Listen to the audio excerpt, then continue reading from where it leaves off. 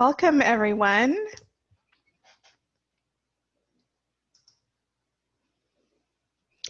So we'll let everyone kind of come in and get situated. So thank you so much for joining us this afternoon.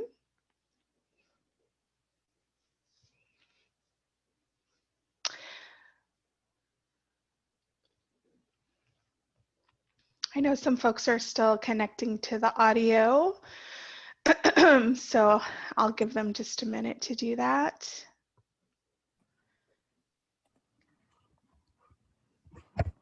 But thank you all. Ooh, I love seeing everyone's faces. This is nice.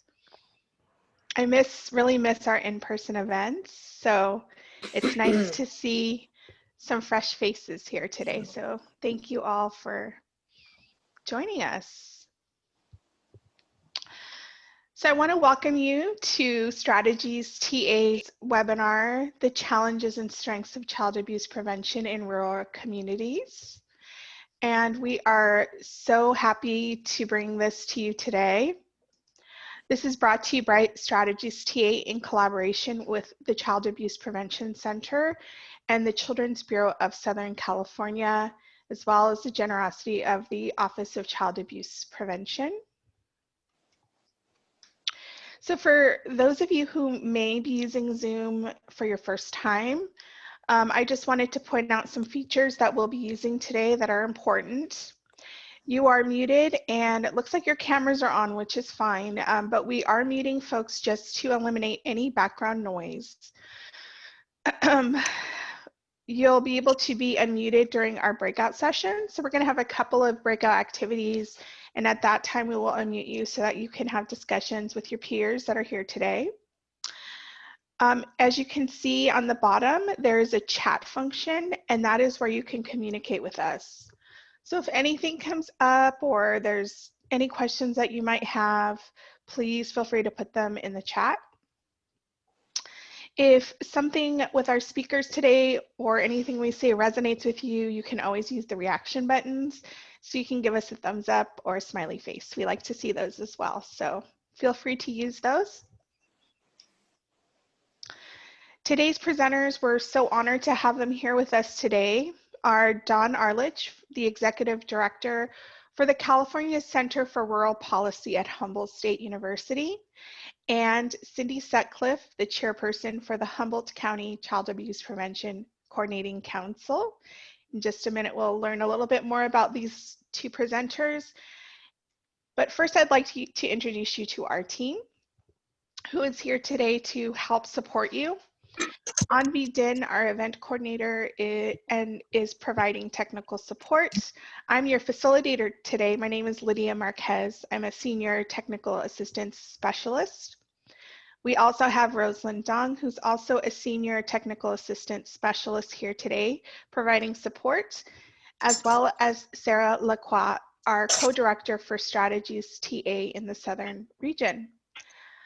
And then we have a very special member of our team here, Barbara DeGraff, who is going to introduce herself.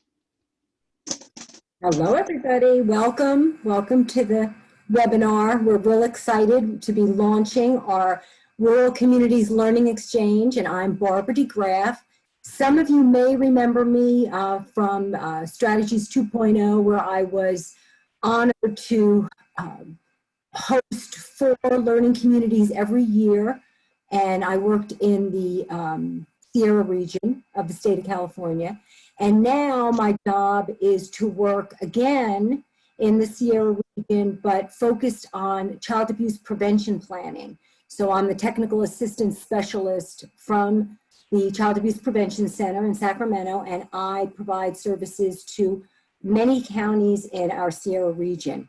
I'm also going to be the point person, along with a colleague, Lucy Hernandez, who's also on the call. I saw her pop up earlier.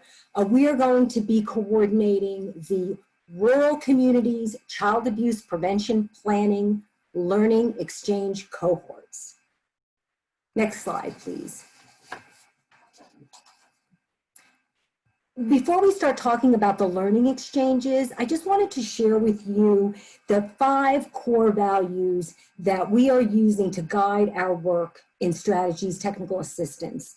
And I'm sharing them with you today because we are going to make sure to incorporate these core values into our learning exchange cohorts, and you're going to see them reflected in the topic areas that we've identified for the learning exchange cohorts.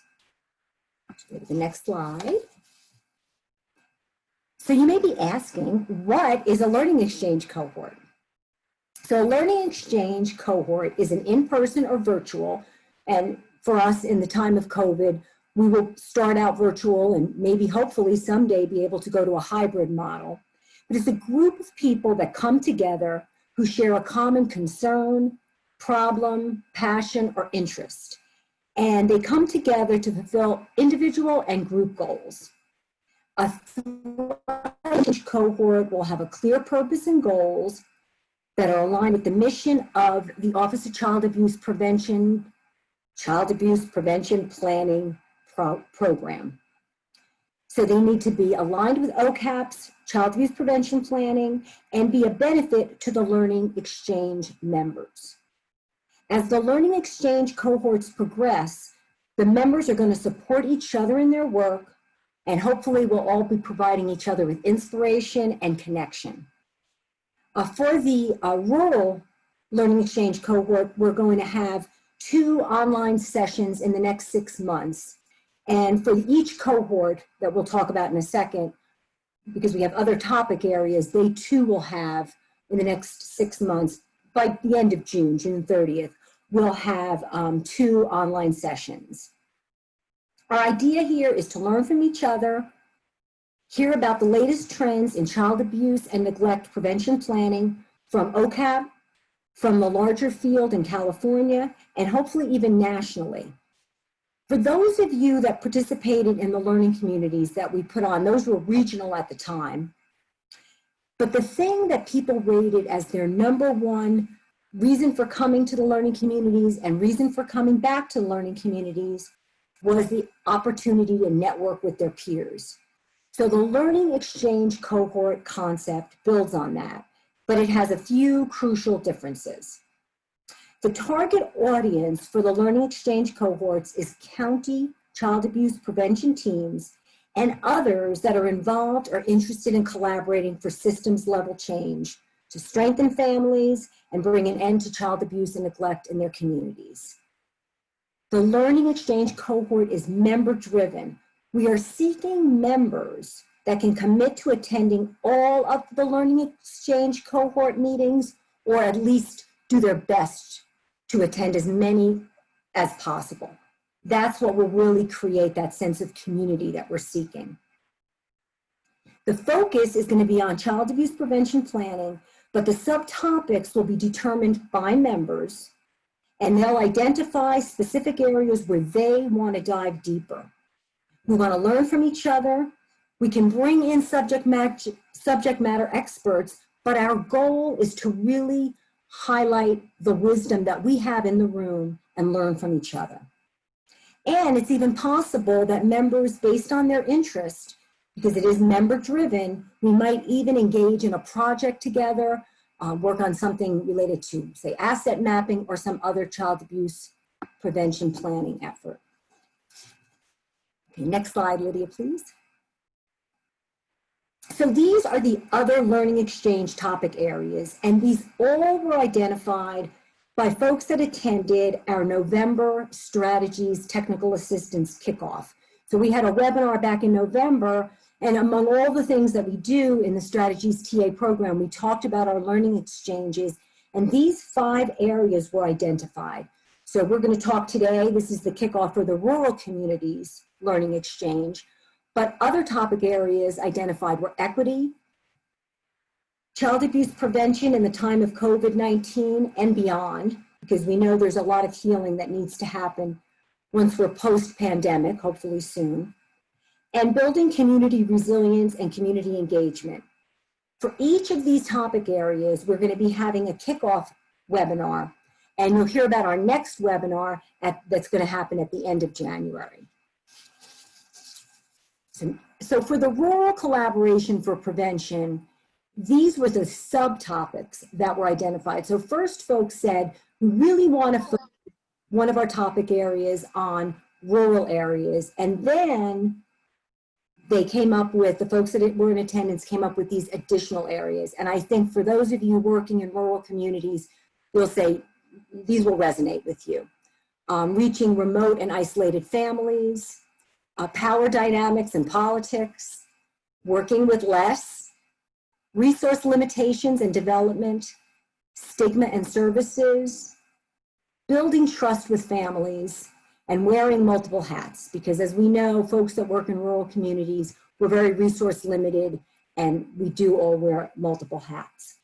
So we hope that throughout today, you'll take a moment, use the chat box, let us know if there are any areas here that you would be interested in. Let us know if you're interested in becoming a member of the Rural Collaboration for Prevention cohort. Don't worry, we won't stalk you, but we will put you on an email list, and then that email list will be used to reach out to you with a doodle poll, identify some dates for the next 6 months, and also I'm going to hopefully be able to hear from folks about areas you want to go deeper in, areas maybe you have expertise in or you know of people with expertise, so that we can work together over the next 2 years as a cohort and have some fun and some challenging and some really interesting and creative times together. Great, thank you so much, Barb.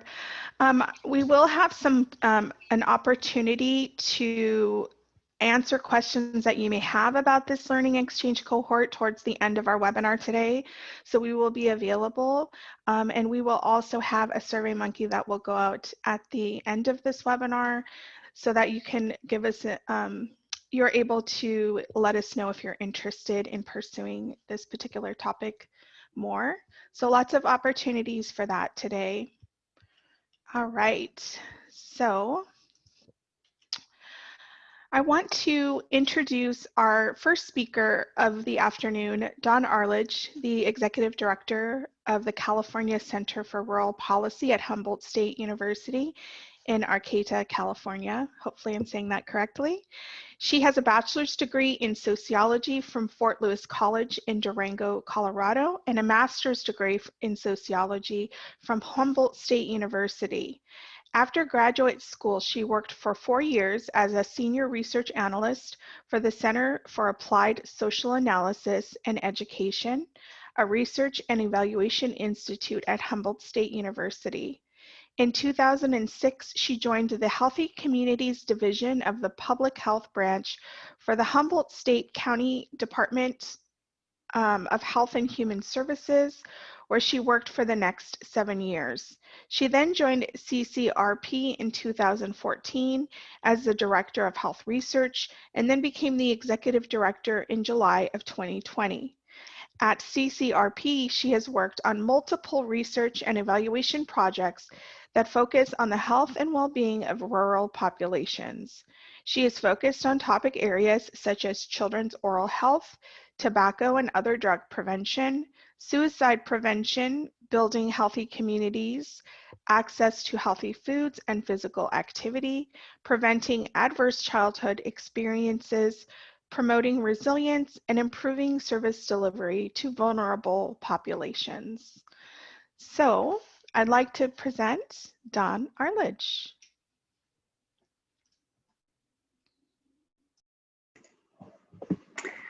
Hello, everyone. Thank you for having me. I'm so happy to be here and to be with all of you today. It's great seeing in the chat where everyone is from and who everyone works with. Nice to meet all of you. Today, I would like to give you a little snapshot of a project that we did in Humboldt County focused on adverse childhood experiences. I think this work relates to it, it came from a desire to look at what the county was doing to prevent and mitigate the impact of adverse childhood experiences, which I'm just going to call ACEs. and to really see what everyone was doing and where everyone wanted to see the work go. So as I go through the slides, I'd love to have you all be thinking about how this work either is similar to or different from the efforts that you all are engaged in child abuse prevention in rural communities. And the next presenter today will go into more detail about what Humboldt County is doing and the primary prevention plan work here. Next slide.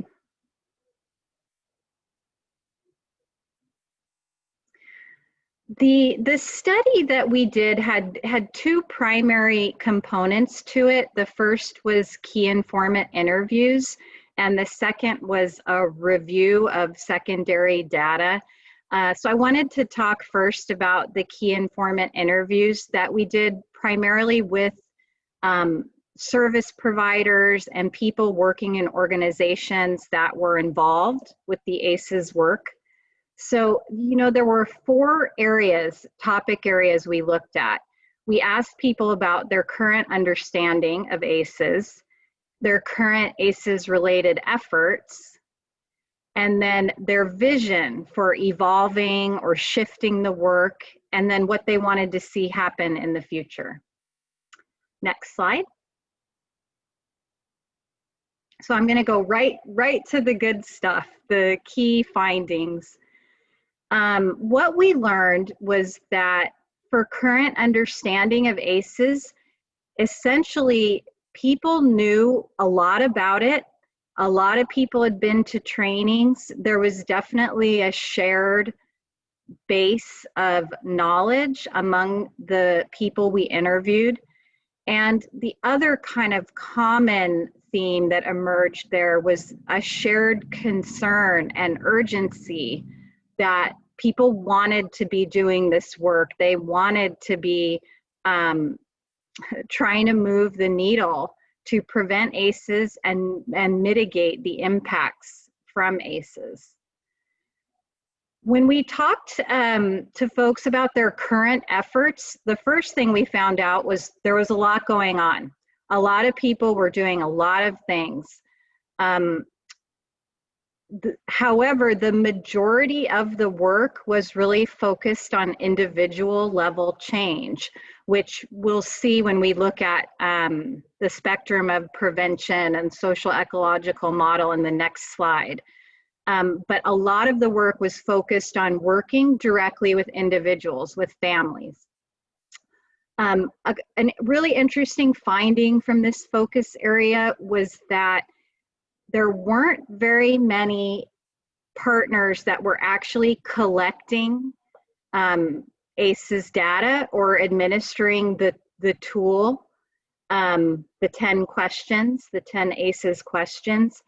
And so we didn't really know as a county what our issues with ACEs were, how many people had experienced them or how many they had experienced. We had to rely on data that was conducted statewide, which had really like 75 people from Humboldt and Mendocino combined. And so we really didn't know for sure the scope of the problem.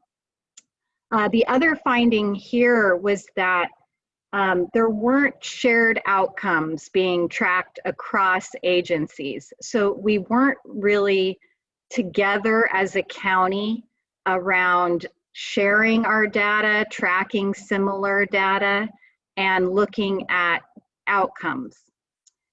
Next slide, please. Okay, so when we asked people about their vision for evolving the work, and what we heard from interviewees was a shared desire to basically move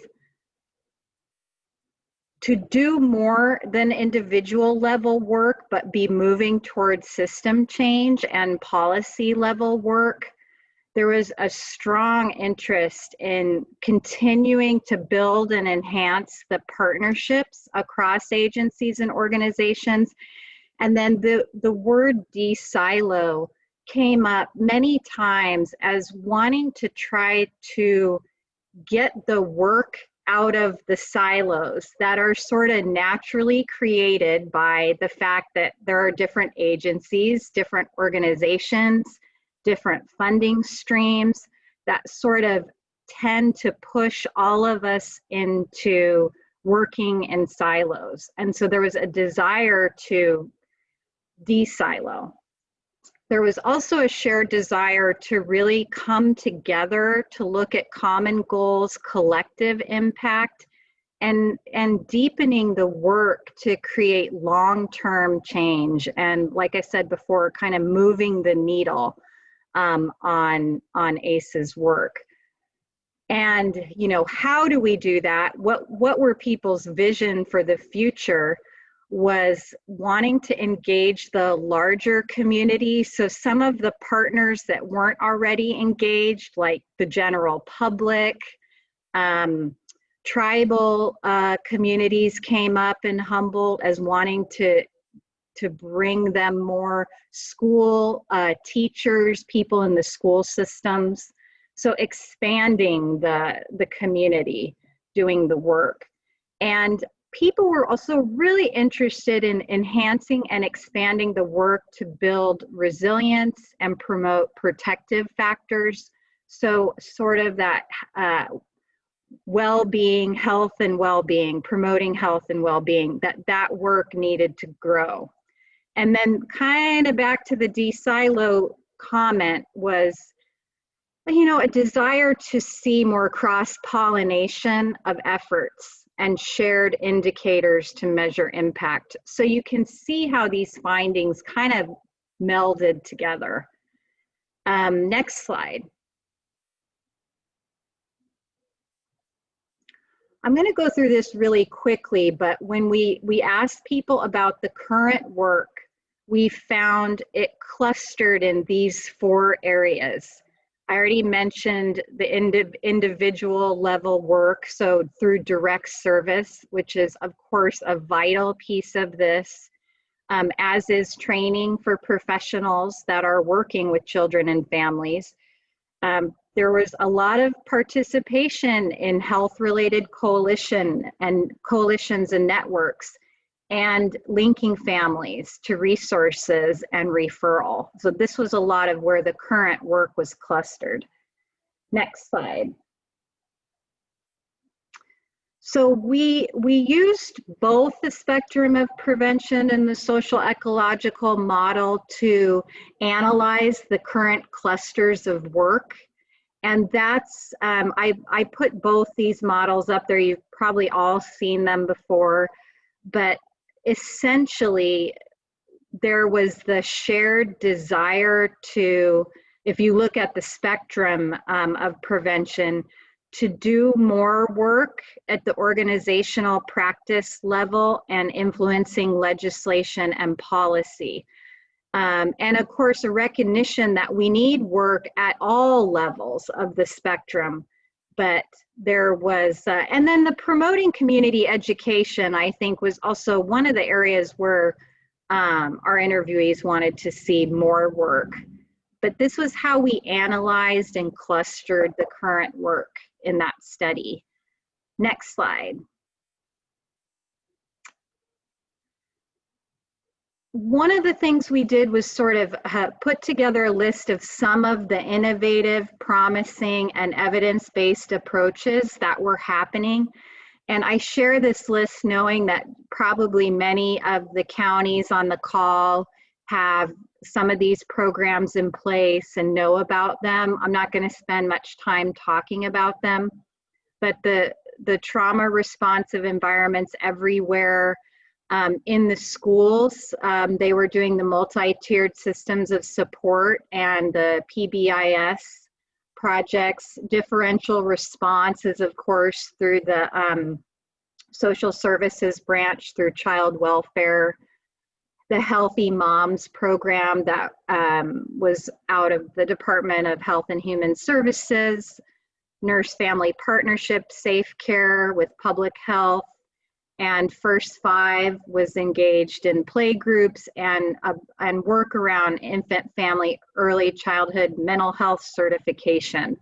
So this was some highlighting of the current work that was happening in the county when we did the interviews. Next slide. So the recommendations we ended up making from the report really lined up with the key findings I already presented, but the cross-pollination and de-siloing of efforts across the county, strategies that meaningfully engaged the larger community in the work,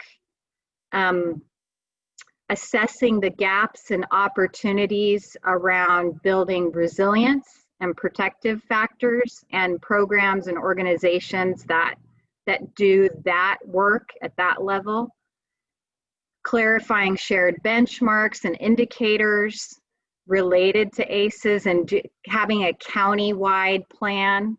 And then, of course, like I said, deepening efforts across the spectrum of prevention and focusing on getting more work happening in the system change and policy levels. Next slide. I'm going to touch very quickly on the secondary data scan, in part because people really wanted this as a part of the study. They wanted to know what our data showed. And you may see similarities in your counties to this data, but we do have a higher rate of reported child abuse and neglect compared to the state, and a higher percentage of reports of sexual abuse than the state. A couple of the other key indicators that, of course, underscored, I think, the concern people had around these topics was a higher rate of children in foster care, higher percentage of children who had had a parent or guardian die than the state, and a higher percentage of homeless public school students than the state. It's a very quick snapshot that was specific to Humboldt County data. Next slide. So of course, the previous slide looked at kind of the 10 key ACEs indicators that were part of the original study. And stakeholders really brought up all the other sort of indicators that were important. And I included this slide primarily because I think it was helpful for the county to think about some of those other indicators that help give the full picture of what's happening with child health and well-being in the county. And then specifically, because there was such an interest in promoting health and resiliency, was identifying some indicators that were focused on strengths, like availability of childcare, how many parents are reading to their children, caring adults in the school and community, school connectedness. And these are just a few and a sample, just with the idea of sparking thinking about what those resilience indicators might be in your counties. Next slide. So that's a quick high-level highlight of that ACEs study that we did in 2018. And I just want to sort of, as a person who doesn't work in direct service and learns about all of these wonderful programs and organizations, is I just always want to acknowledge and thank all of you that do the day-to-day essential work preventing and mitigating the impact of child abuse and neglect on children and families in rural counties, and all the work you do day in and day out to further these efforts. It's challenging work, but it's the deep work that's needed. If anyone wants to reach out with questions, if you'd like to see the full report or any more information about the study, I'm happy to share any of those. And I've got my contact information here if you'd like to reach out. And that's my presentation. Thank you so much for having me. Thank you so much, Dawn, for sharing all of this information with us today to give us a picture of some of the challenges and also opportunities in rural communities in Humboldt County. So, with that being said, we are very honored to welcome Cindy Sutcliffe, Chairperson of the Humboldt County Child Abuse Prevention Coordinating Council. Cindy graduated from Humboldt State in 1976 with a degree in social welfare, and she completed her master's in social work from Cal State Long Beach in 2001. In September of 1994, she became the executive director of the Northern California Council of Campfire Boys and Girls, and at the time she became involved in the Humboldt County Child Abuse Prevention Coordinating Council. She has been a member of CAPC since 1994 and has served on the board of directors as well as the executive committee. Cindy began work at Two Feathers Native American Family Services as a grant writer in 2000. She was promoted to executive director at Two Feathers in 2003. In February 2005, she went to work for the Department of Health and Human Services, Humboldt County, as a program manager 2 in Child Welfare Services, and remained in that position until her retirement in December 2011. In the summer of 2012, she was hired as the interim executive director for Humboldt Domestic Violence Services. This was a temporary position until they were able to hire a permanent executive director. Cindy is currently a member of the Mad River Rotary Club, the National Association of Social Workers, and the Humboldt County Child Abuse Prevention Coordinating Council. She is a past member of the American Business Women's Association and the Humboldt County Commission on the Status of Women. So we'd like to welcome Cindy Sutcliffe. Thanks, Lydia. Hello, everyone. Thanks again for having me.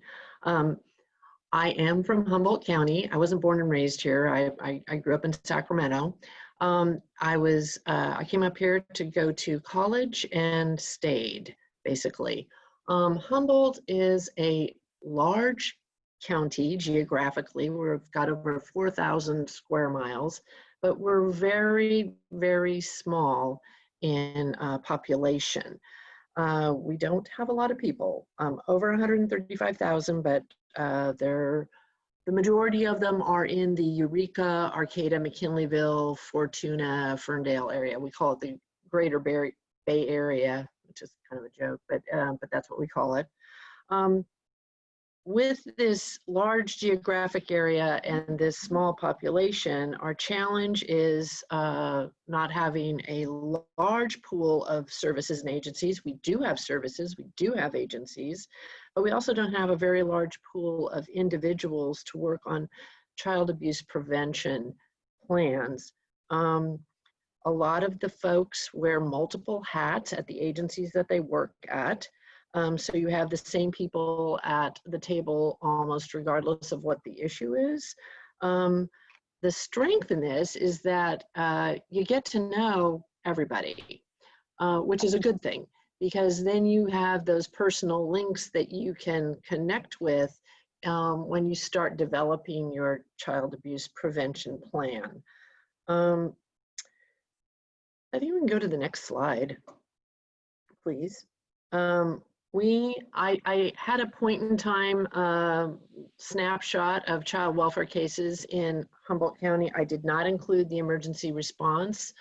We've got a total of 515 cases with 132 in family maintenance, 114 in family reunification, and 269 in permanency planning. So basically we run between 300 and 400. Right now we have 383 children in out-of-home care, either placed with relatives, with non-related extended family members, or in foster care.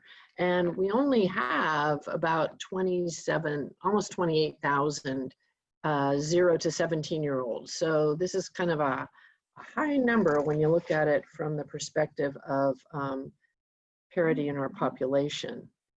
Let's go to the next slide, please.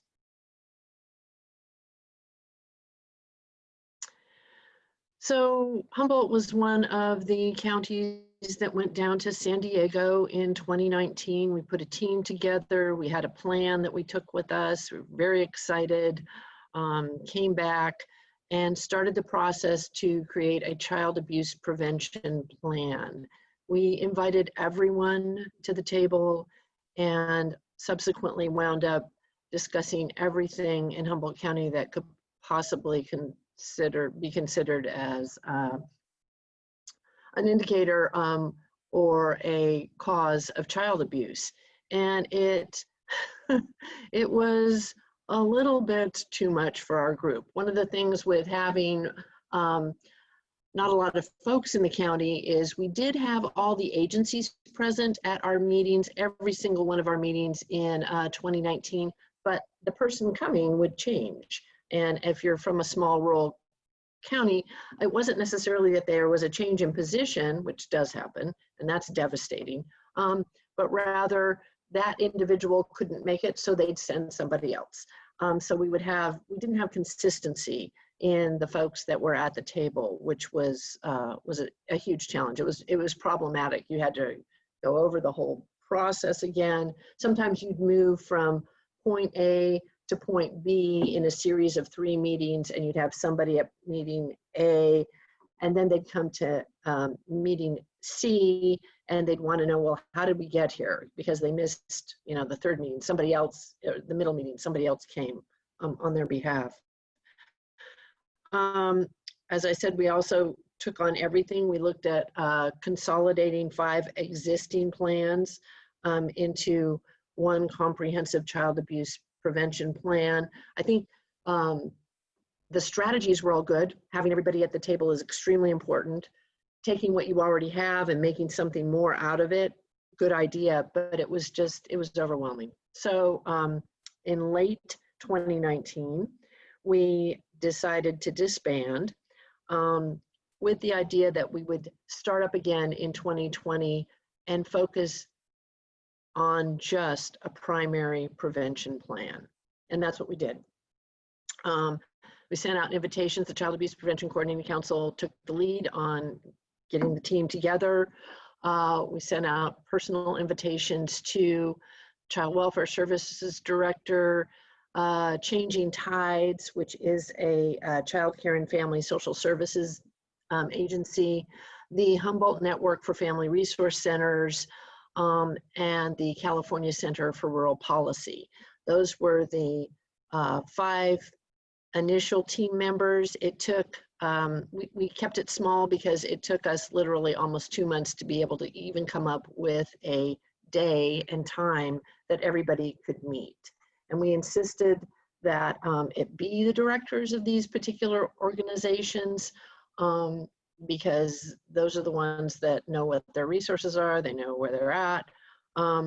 With California Center for Rural Policy, I do have to say we had somebody who was currently serving on, Jan Bramlett, who was currently serving on the on CAPC, and she had just started working for the center, and so it was a perfect mix or meld. We then knew we had our first meeting. Like I said, it took us forever, and it turns out to be our last in-person meeting on March 9th. It took literally almost 2 months to get the day and the time. It was a breakfast meeting. I'm basically just stating some of the obvious stuff because it was stuff that actually made the things work. We knew that if we started a meeting midday, which was what the majority of our 2019 meetings were, we were going to see this continual turnover of faces at the table, and we didn't want that. So we said, okay, let's pick a time when everybody can commit to being there. And so breakfast was it. The Child Abuse Prevention Coordinating Center, Coordinating Council said, we'll pick up the tab for breakfast. It's the way to go. You know, everybody's got to, even if they just come and have coffee or tea, you know, at least they'll be there. And so we started off with a 7:30 morning meeting. And like I said, we had our first one on March 9th. And then shelter in place went into effect. Towards the summer of 2020, we added Paso y Paso and Two Feathers Native American Family Services to our team. They were also present at the 2019 meetings, probably not with the same amount. Well, Paso y Paso was, but Two Feathers came to several of the meetings. But those meetings were large and challenging, and anyway, this was tiny and in our mind doable. So we can go to the next slide. Our first meeting was a huge success. Like I said, all the players were excited. They were energized to create a primary prevention plan. We selected 2 of the 5 protective factors as goals for the plan. We needed money to make the plan work. So we decided that we were going to write the plan in a grant format, looking always to be able to submit it at some future date to be able to get the funding. But I do want to say that we decided to, CAPC decided to utilize their OCAP dollars. We get money from innovative partnerships, and I would recommend that to any of the other CAPCs out there that are also on innovative partnership teams. It was an easy do to be able to implement one piece of our plan, which is to add children and family resource pages to CAPC's website. And it's totally doable, and it works within our budget for innovative partnerships. So, you know, that's a way to get some money started at least and get your plan going. And then, as I said, COVID happened, shelter in place, which was a huge challenge because now all of a sudden we can't meet in person. But I had attended a few Zoom meetings in 2019, and so we decided we would move to Zoom because we didn't want to lose the momentum of and the energy of the individuals who had taken the time out to come to that first meeting. So I opened an account on Zoom. They have a relatively, this isn't a commercial for Zoom, but basically it's the way to go. And you can get for very, very cheap. In fact, it's super cheap now. It's cheaper than what I'm paying. I only pay about $15 a month. That gives you, you can get it for free, but the free variety only allows your meeting to be 40 minutes in length. For 15 bucks a month, you can still have the 100 participants, but your meetings, God knows why you'd want this, can go up to 30 hours. So it's like, yay, this will work for us. You know, we only wanted an hour meeting. That was the other thing. We kept our meeting, we're keeping our meetings very short, time limited, an hour in length. You can get streaming, you can get recording for this. They have a tutorial on how to set up a meeting. I took that. It worked like a dream. The Zoom creates the invitations. You just email, you copy it, you email it out to everybody. You attach the documents that you want your participants to be able to review prior to your meeting, and then you start your meeting. It's easy peasy, lemon squeezy, quite frankly. So next slide. As I said earlier, we had the Humboldt Network of Family Resource Centers as one of they were a big piece in 2019, and they're an even bigger piece in 2020. Family Resource Centers are the perfect partners for building your, and implementing actually your child protective plan, or child abuse prevention plan, excuse me. Like I said, we had 2 protective factors, 2 of the 5 as our goals. One was building social connections, because we felt a definite need to develop and enhance both community and neighborhoods throughout the county. The little red dots are where all the family resource centers are, and those also happen to be population centers. So they're literally everywhere in our county, which is amazing, and they work incredibly. We wanted, like I said, to build the social connections because we wanted our families, whatever their compositions were, to feel that the family resource centers were safe places that they could go to, but also to help create safe neighborhoods and safe communities for raising their children. And the family resource centers are our jump-off place. Some of the services that they offer in our county are they're the distribution centers for food pantries and food boxes, emergency food, application sites for CalFresh. First Five has their play groups there. After school programs exist. They have free computer, internet, and fax services. They provide referrals for medical and mental health. And in our county, they are the partner for differential response. They receive all of the referrals that don't meet child welfare's eligibility criteria to be able to open an investigation, and they then in turn do the, we do a handoff to them. Child welfare does a handoff to family resource centers, and they make the cold call to the family. And our second goal, which was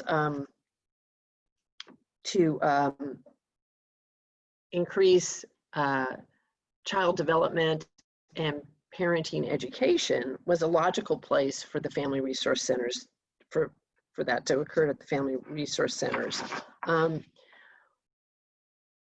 We want the FRCs to be the place where families go to grow their knowledge of parenting and child development, and also to be the place to go if they need to access help when they need it. So they've been a big part of this, and they'll probably be the lead agency in the grant application for our primary prevention plan when we finally find a funding source.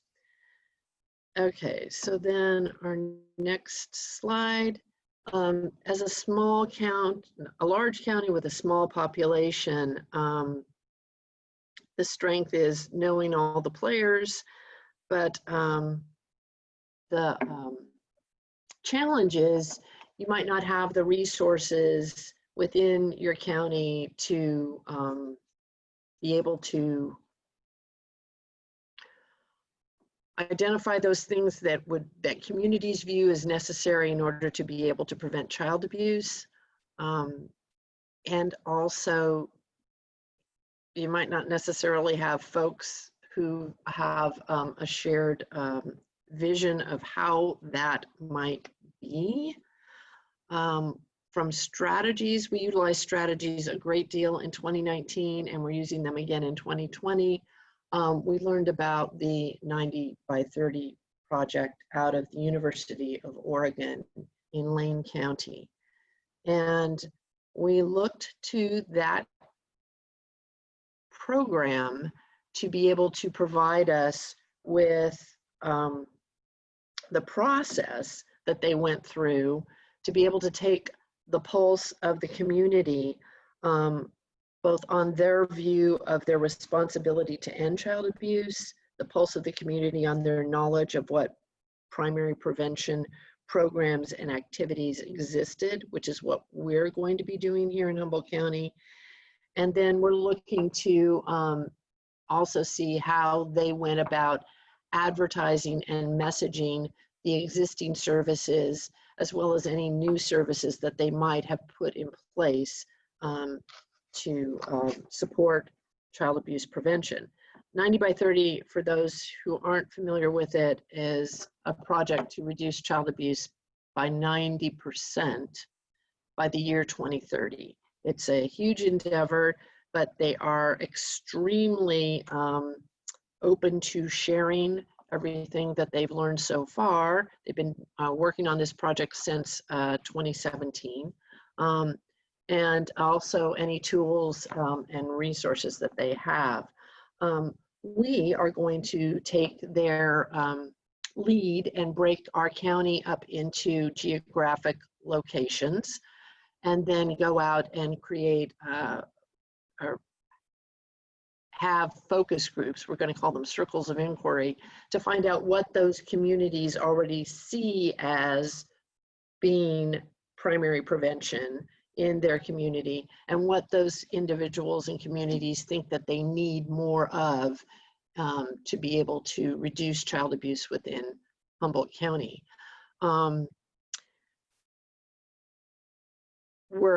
They're already, 90 by 30 is already at the table. They're going to be part of our primary prevention plan team, sort of indirectly, tertiary, but they are going to be attending our next meeting, and we're excited about that.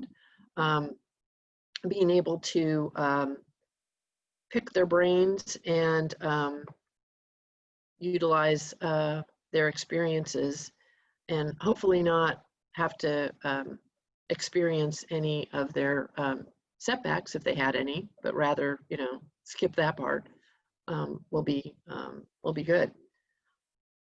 Anyway, so that's kind of it for me.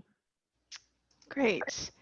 Thank you so much, Cindy. I appreciate you bringing 90 by 30 up in the conversation. I know that there's a lot of people, when we had our last webinar and our launch webinar and asked about what topics specifically people were interested in, 90 by 30 actually was one of the top 10 topics that were selected. So we're hoping we can get in touch with somebody from there to share their expertise as well as their story. So I wanted just to share that with all of you, that we are definitely thinking about it. So thank you so much, Cindy. Appreciate all of your learnings that you shared with the group, and hopefully a lot of the information resonated with you all. We are actually going to go ahead and get ready for our next activity.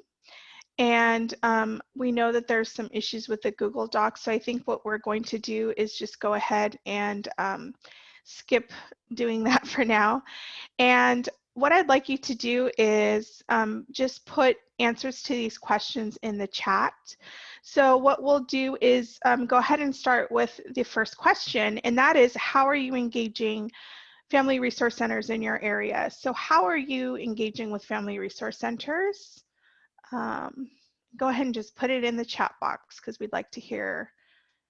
And then also, you can also answer the second question as well. And if you're not engaging them as much as you would like, or maybe not at all, how can you further engage family resource centers in your community? So again, just feel free to put it in the chat box.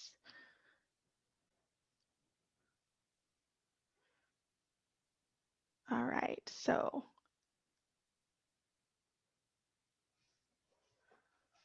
let's see here. So every FRC is a member of the CAPC, so that's from Amanda Guardado. And that is actually really interesting, because that's not always the case. So I just really love to see that collaborative stuff that's happening.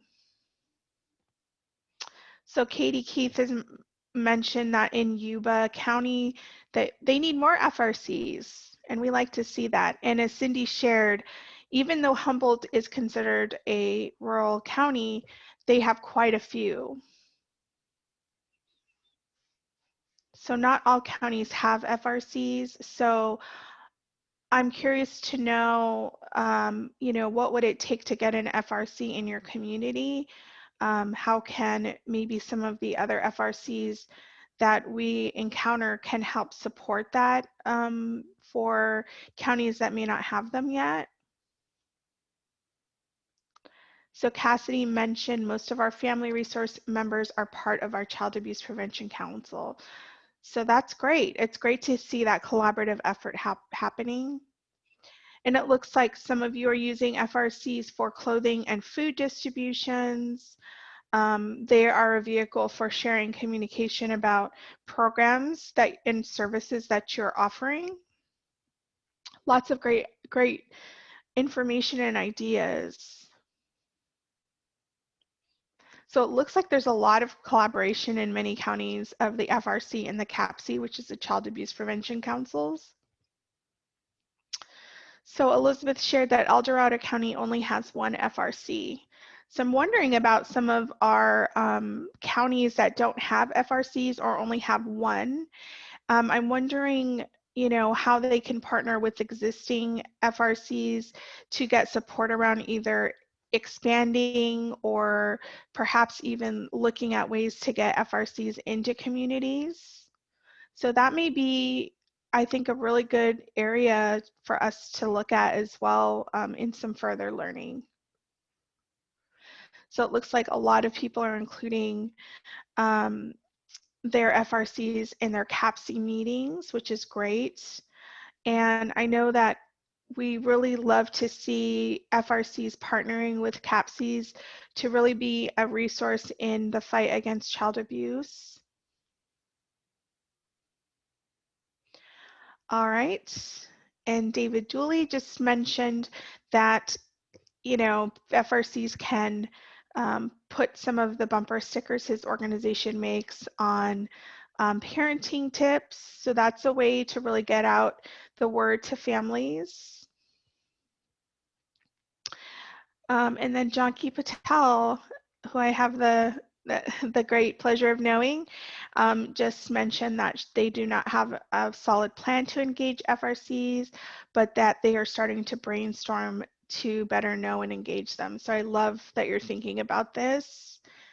And it looks like lots of FRCs are hosting different trainings, partnering with agencies that may not have space, but just, it's a great way for families and people to know all these different resources in the community. So lots of great stuff happening, working collaboratively with First Five, social services, WIC. Looks like a lot of projects are happening within FRCs. Things like housing assistance that they're using FRCs for. So lots and lots of stuff. Thank you all.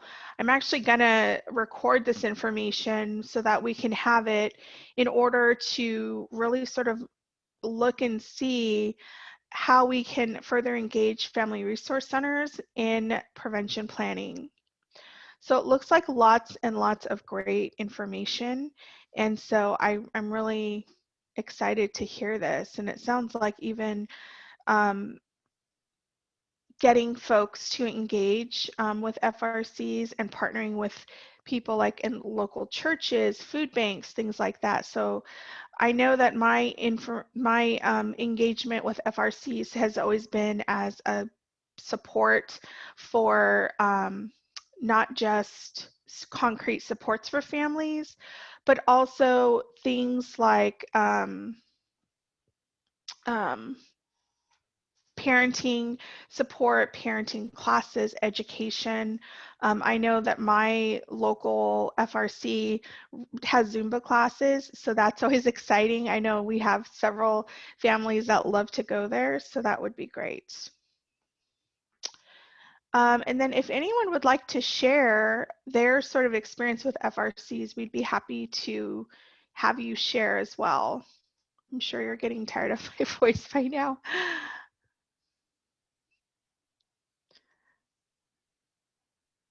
And just very quickly, I wanted just to mention the California Family Resource Association would also like to help communities who are wanting to develop FRCs. The information we've put in the chat, and I will put it again, but the contact person is Merritt Beckett. She's actually going to be presenting on our next webinar on COVID-19. So she's a great person to get in touch with in case you have a community that doesn't have an FRC or has yet to develop an FRC. So that's so great. All right. So anyone want to share anything before we Could I just say one more thing, since the question kept coming up? The Family Resource Centers, the 14 of them that are in the Humboldt network of Family Resource Centers in Humboldt County, are under the umbrella of the St. Joseph healthcare system. And St. Joseph is a primary provider. They have 2 of the 3 hospitals in the county. So this is a way that St. Joseph, which is considered a nonprofit, their for-profit corporation, is able to give back money to the communities. So a possible site, I don't know, because they're everywhere else, but here might be Kaiser. They might be willing to, consider taking on overseeing family resource centers in the more remote areas where they actually are providing service, or whatever the healthcare service is, the primary healthcare service in those counties. They might be open to it. Yes, thank you for sharing that. I would also encourage you to look at CFRA's website, which is in the chat. They are really encouraging FRCs to join for sharing resources. So I think that's a great way, another great way to help support new FRCs or FRCs that are in development if you are an FRC that has been in your community for a long time. So let's see here. So I want to just give a very special thanks to Dawn and Cindy for joining us today, sharing their work and their experiences in working in rural communities. I think they have given us such a great view of the challenges and also the strengths of these communities. And hopefully some of this has resonated with you as well. Everyone just will receive a SurveyMonkey link after the webinar. If you are interested in the learning exchange cohorts, there will be a place for you to indicate that on the SurveyMonkey. Our next webinar will be January 26th from, actually this is incorrect, from 10 to 11:30 on child abuse prevention in the time of COVID. So I am going to also just let you all know that we will be available for some time after this to answer any questions that you may have about the learning exchange cohorts, how to get involved, and then also let you share your information if you want to via the chat. However, you will have time or you will also have the opportunity to do that in the survey link as well. So if you're on our strategies newsletter mailing list, you will be receiving a flyer for the next webinar. So if that is, so please sign yourself up for our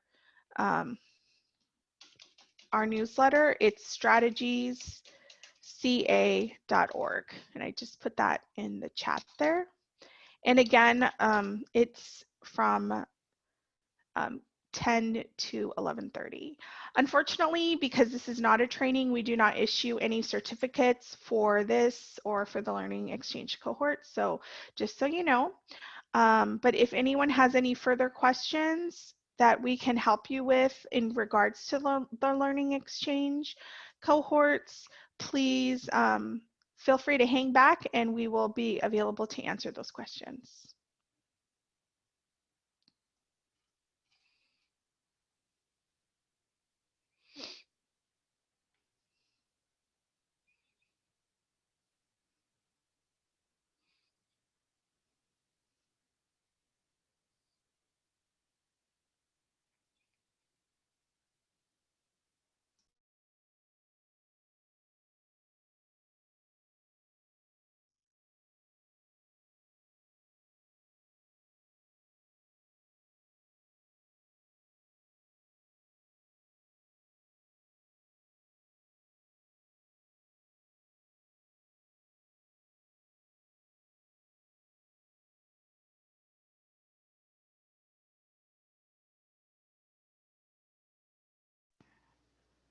So it looks like someone asked if the learning exchange cohorts are the same as the learning communities. And the short answer is no, but if someone wants to elaborate on that. I can get that. Hi, this is Michael, the Northern California Director for Strategies. The learning communities were regional, and they were kind of quarterly gatherings in different regions around topics of interest. They did often have like a series for the year that people can come back to. So these learning exchanges will be topical, and Barb shared the topics. Rural child abuse prevention is one, equity and disproportionality is another, community engagement is another, and child abuse prevention in the post-COVID world is the other. And these webinars are launching them. So because we get to do it virtually, at least for now, they're statewide, and they're for people who really want to dig in. Right now, it's for, we'll have 2 sessions for each topic between now and June. So we encourage people to kind of sign on for both. And then actually the group can make plans for the following year. We'll have 4 sessions per topic in the next fiscal year. So I hope that explains it, that these are topical where those were regional.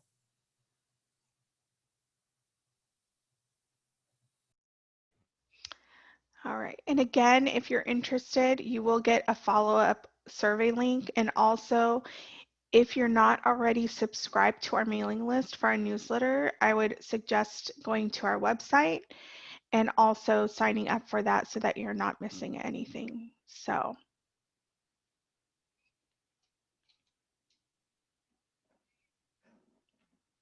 Any other questions before we sign off? Lydia, Yes. I had a question for Cindy. What is the Paso a Paso program? It is a social service agency for the Latinx population in Humboldt County. And it's also under the umbrella of St. Joseph Healthcare System, like our family resource centers are.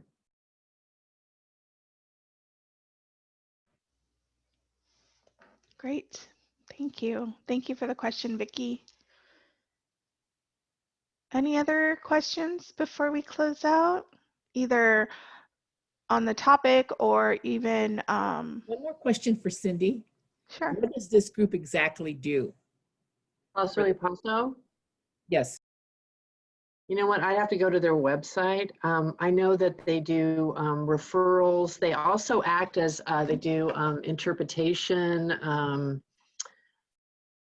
Their food bank distribution. They kind of act like a family resource center, but specifically for the Spanish-speaking communities, which are located in. We have large Spanish-speaking communities in the Fortuna area in Humboldt County. But I have to honestly say, I'd have to go to their website to tell you all the different services, but I know that they do referral. I know that they do interpretation. They act as, if individuals where English is challenging have appointments with other agencies in the county, they will go with them to act as interpreters. And then there's a lot of advocacy for the Latinx population with regards to culturally responsive services from a variety of different agencies in the county, county government agencies specifically. Does that kind of answer your question? I hope a little bit. Yes, thank you. Thank You're you. welcome. You're welcome. What is that organization called? The one I was just talking about, Yes. it's Paso a Paso.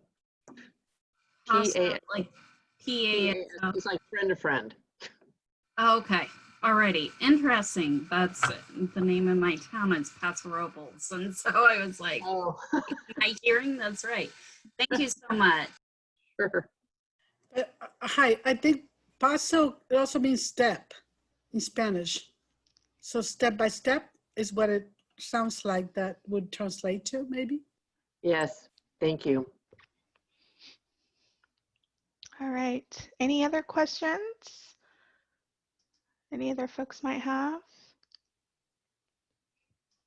All right. Well, again, thank you all for sharing your afternoon with us, and also to our gracious speakers for sharing their amazing work that they've done in Humboldt County.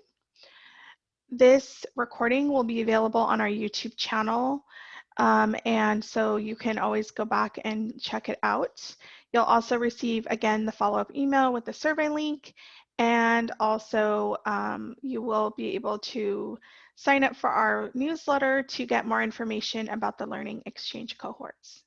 So we look forward to seeing you all again, and have a great afternoon.